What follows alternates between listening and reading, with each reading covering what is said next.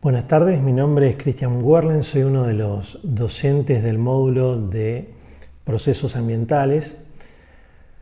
Voy a dar una introducción sobre lo que sería el proceso civil clásico, es decir, cuando los particulares llevan a la justicia una controversia, la misma se resuelve en un proceso bipolar clásico, donde hay un actor y un demandado en una relativa igualdad, que plantean sus pretensiones, que ofrecen sus pruebas tendientes a convencer al juez que se presenta como un tercero imparcial y que va a resolver el asunto con una sentencia que alcanza exclusivamente a las partes. Esta introducción es al solo efecto de aclarar que el proceso ambiental no tiene nada que ver con este proceso tradicional. El proceso ambiental nace generalmente de conflictos policéntricos, donde hay varias partes que debaten sobre causas complejas que requieren pruebas científicas específicas y donde el rol del juez es diferente y se va a pronunciar con una sentencia que va a tener efectos que van a exceder a las partes del litigio. Esto es un poco una consecuencia del impacto del paradigma ambiental que también afecta al derecho procesal. Es decir, los nuevos riesgos y los nuevos daños, entre los cuales se encuentran los ambientales, determinan la necesidad de convocar al derecho como una herramienta que puede servir para gestionar este tipo de riesgos. Pero al mismo tiempo le demanda a la ciencia jurídica la necesidad de readecuar sus instituciones clásicas, que en muchos casos se revelan inadecuadas e insuficientes para afrontar este tipo de conflictos. Estas adaptaciones del derecho se dan no solo en el campo sustancial, por ejemplo, cuando hablamos de las nuevas funciones del derecho de daños, un derecho que ya no se ocupa solo de la reparación de los perjuicios causados, sino también de la prevención, una función también precautoria e incluso hasta sancionatoria. También un nuevo concepto de daño ambiental que tenemos que ratificar como un particular tipo de perjuicio que tiene aristas ambivalentes, porque por un lado designa al daño ecológico puro y por otro lado al daño que se produce de rebote sobre derechos individuales como la vida, la salud y la propiedad de las personas. Pero también es necesario producir adaptaciones en el campo procesal, porque a poco que descubrimos estos nuevos riesgos que amenazan a la naturaleza, la amenaza también de daños graves e irreversibles, nos damos cuenta que el cauce procesal que actualmente existe en nuestro ordenamiento jurídico denota insuficiencia e inadecuación.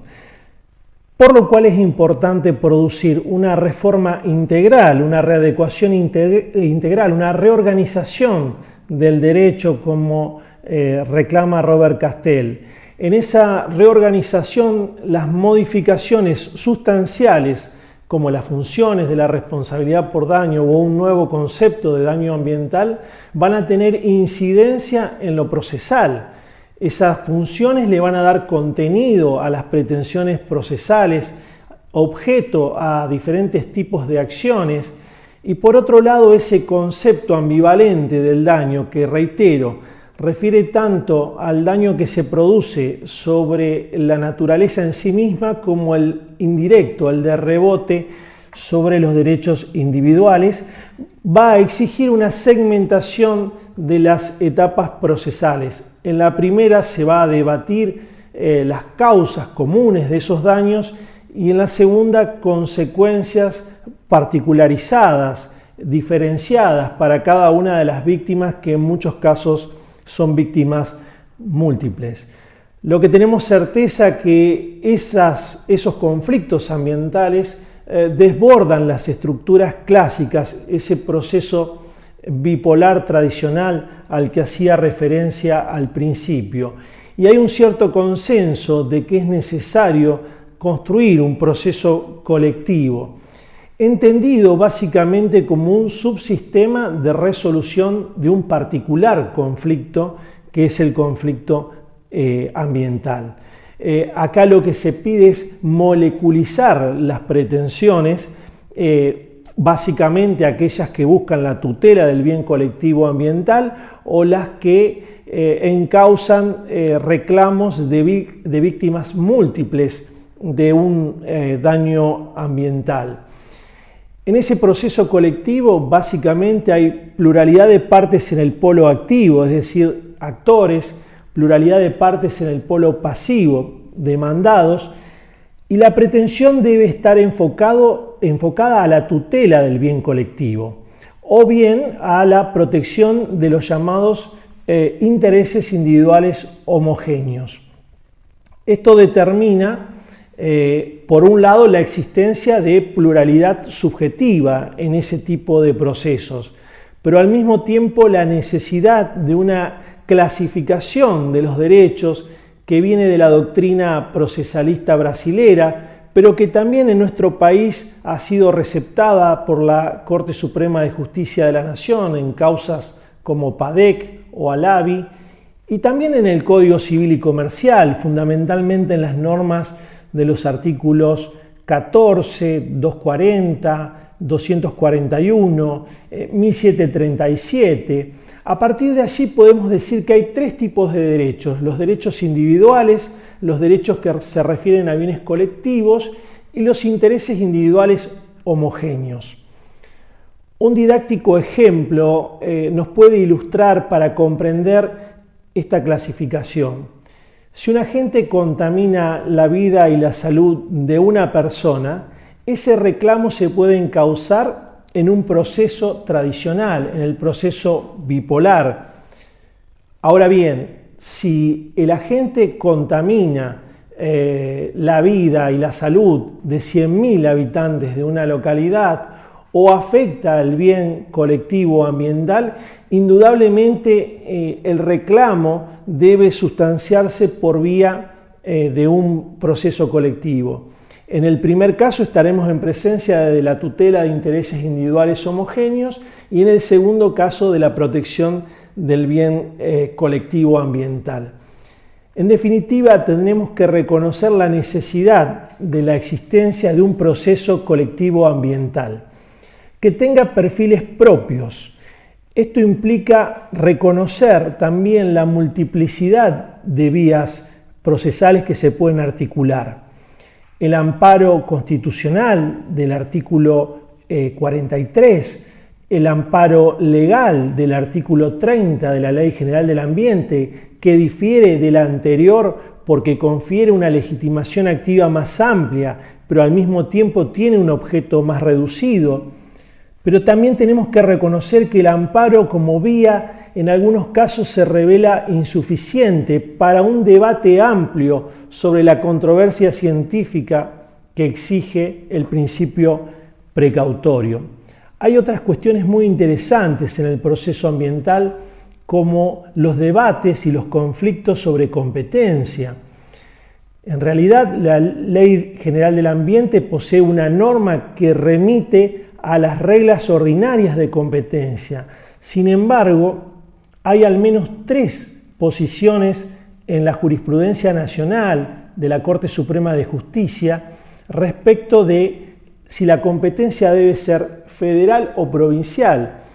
Los que adhieren a la tesis centralizada, fundamentalmente cuando hay un conflicto o una contaminación interjurisdiccional, establecen diferentes criterios para asentar ese carácter interjurisdiccional. Es decir, si surge de los hechos narrados por las partes, si surge de la pericia, pero bueno, focalizan en esos casos la necesidad de una competencia federal.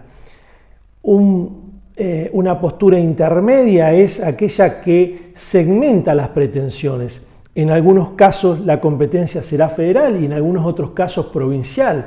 En esta hipótesis remito al fallo de la Corte Suprema de Justicia de la Nación en la causa Mendoza en el año 2006, donde hubo una división de las pretensiones y se abocó solo a la competencia que tenía que ver con el bien colectivo.